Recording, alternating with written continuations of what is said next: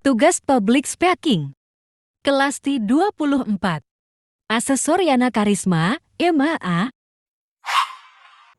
Assalamualaikum warahmatullahi wabarakatuh. Halo, nama aku Ririn Novianti, mahasiswa semester akhir program studi bioteknologi angkatan 2020.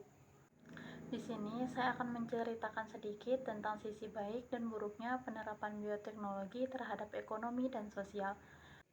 Penerapan bioteknologi sangat mempengaruhi aspek sosial, ekonomi dengan berbagai cara.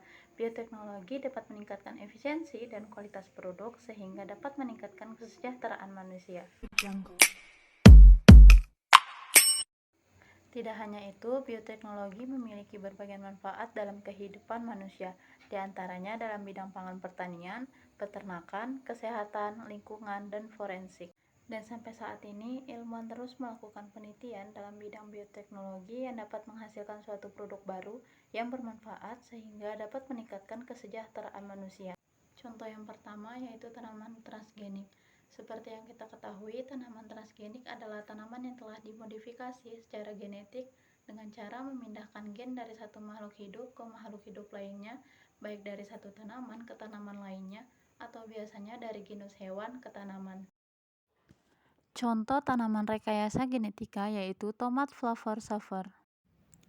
Tomat flavor saver merupakan tomat hasil rekayasa genetika yang memiliki shelf life lama yang diciptakan dengan menyisipkan gen anti beku dari ikan air dingin ke dalam gen tomat. Gen anti beku ini diperoleh dari ikan flounder, yaitu jenis ikan yang dapat bertahan hidup dalam kondisi yang sangat dingin. Ikan flounder memiliki gen anti beku yang disebut dengan antiseneses, yang dapat menghambat enzim poligalakturonase yang dapat mempercepat kerusakan dinding pada sel tomat. Gen ini dipindahkan dari kromosom di dalam sel ikan flounder. Kemudian, DNA anti beku ini disisipkan pada DNA bakteri E. coli yang disebut dengan plasmid. Kombinasi dari DNA plasmid dan DNA anti beku dari ikan flounder disebut dengan DNA rekombinan. Kemudian, DNA rekombinan tersebut akan ditanam kembali pada bakteri E. coli. Bakteri tersebut akan memproduksi kopian DNA rekombinan dalam jumlah yang sangat banyak. Tahap selanjutnya yaitu teknik kultur jaringan. Kultur jaringan pada tomat bagian yang dalam kita pisahkan dengan istilah eksplantasi. Kemudian, potongan-potongan daun tersebut dimasukkan ke dalam media agar di cawan Petri yang berisi bakteri host tersebut, jadi gen antisenses akan bergabung dengan materi genetik sel tomat. Setelah beberapa lama di cawan Petri akan terdapat daun yang tumbuh dan tidak tumbuh. Daun yang tidak tumbuh di media agar mengisyaratkan bakteri yang masuk pada daun tersebut tidak mengandung DNA rekombinan.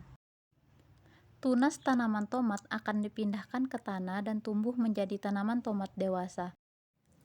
Nah, tanaman tomat hasil rekayasa genetika mengandung kopian gen anti beku dari ikan flounder pada setiap selnya.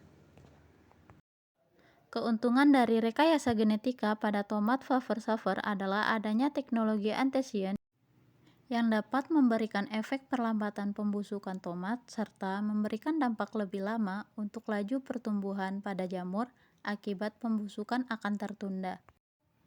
Selain itu, tomat flavor saver juga memiliki shelf life yang lebih lama dibandingkan dengan tomat biasa, karena memiliki hasil rekayasa genetika yang diciptakan dengan menyisipkan gen anti beku dari ikan flounder.